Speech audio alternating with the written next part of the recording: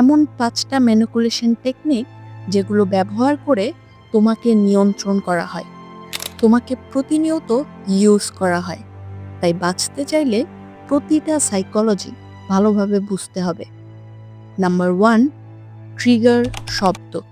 এমন কিছু শব্দ যেগুলো শুনলে তোমার মধ্যে একটা ইমোশন কাজ করে। যেমন ধরো, দায়িত্ব, ভালোবাসা, সম্মান, পরিবার। একটু লক্ষ্য করে দেখো, এই ওয়ার্ডগুলো শোনার সাথে সাথে তোমার মধ্যে এক ধরনের ইমোশন কাজ করছে।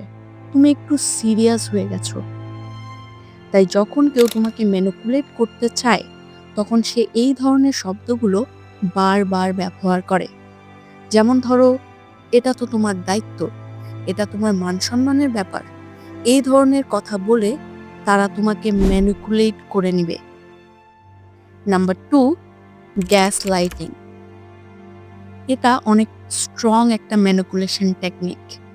গ্যাস লাইটিং এমন এক ধরনের মানসিক নির্যাতন যেখানে তোমার মাথায় তোমারই বিরুদ্ধে, তোমারই কোনো সিদ্ধান্তের বিরুদ্ধে এমনভাবে সন্দেহ ঢুকিয়ে দেওয়া হবে যাতে তুমি বাধ্য হও নিজের উপর সন্দেহ করতে, নিজের সিদ্ধান্তের উপর সন্দেহ করতে। যদি তুমি সিদ্ধান্তটা একদম ভেবেচিন্তে যুক্তিসহ নেও, তারপরও সেই সিদ্ধান্তটার উপর তোমার সন্দেহ তৈরি হবে। ফর এক্সাম্পল, ধরো কেউ তোমাকে অপমান করলো, তখন তুমি তাকে বললা, তুমি কেন আমাকে অপমান করছো? সে উল্টে তোমাকে বলবে, আমি কোথায় তোমাকে অপমান করলাম? তুমি তো সব বিষয়কে একটু অতিরিক্ত সিরিয়াসলি নিচ্ছ। এখানে ব্যাপারটা কি ঘটলো? সে নিজের ভুলগুলো ঢেকে রেখে তোমার উপর তার ভুলের দোষটা চাপিয়ে দিল। সে নিজের ভুলটা একদমই দেখলো না, কিন্তু তোমার উপর সেই ভুলের দায় চাপিয়ে দিল। এভাবে প্রতিটি বিষয়ে বারবার গ্যাসলাইটিং করতে করতে তোমার মনে হবে হয়তো আমারই ভুল ছিল। এতবার করে যখন সবাই বলছে, তাহলে হয়তো আমিই ভুল। এভাবেই তোমার নিজের প্রতি সন্দেহ তৈরি হবে। Number 3, social proof. কিছুদিন আগে গিবলি আর্ট অনেক ট্রেন্ডে ছিল। সবাই এই গিবলি আর্ট সোশ্যাল মিডিয়ায় পোস্ট করছিল, তুমিও হয়তোবা করেছো। কিন্তু প্রশ্নটা হলো, ম্যাক্সিমাম মানুষের এই আর্ট নিয়ে, ড্রয়িং নিয়ে, পেইন্টিং নিয়ে কোনো ইন্টারেস্ট নেই। তাহলে তারপরেও কেন তারা এই গিবলি আর্টের ট্রেন্ডটা ফলো করলো? তারা ফলো করলো কারণ এই সোশ্যাল প্রুফ সাইকোলজিটির কারণে, যেখানে মানুষ অন্যের আচরণ দেখে নিজে কি করবে সেটা ঠিক করে। যদি সবাই করে, তাহলে আমিও করব, এই ধরনের একটা মেন্টালিটি।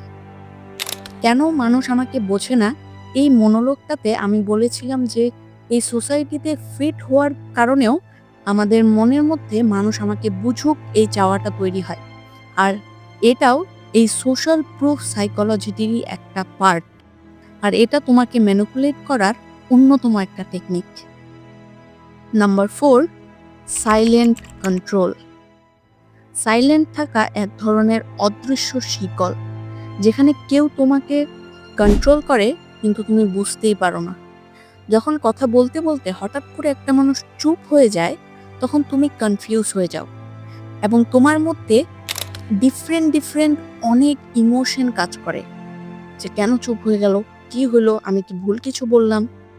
তোমার এই ইমোশনগুলোকে ট্রিগার করাই তোমাকে নিয়ন্ত্রণ করার সবথেকে সহজ উপায়।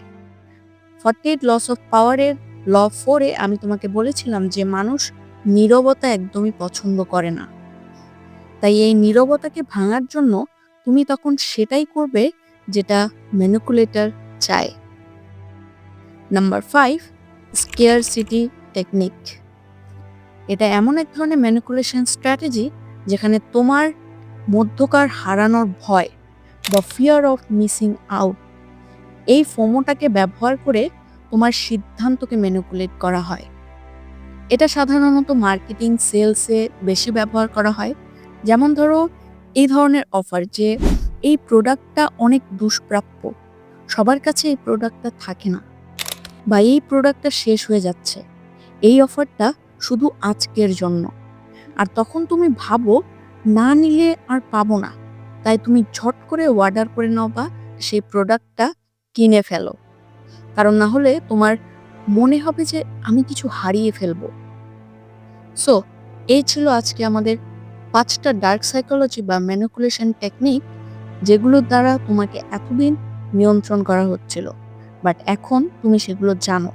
তাই সচেতন হও এবং নিজেকে সেভ করো।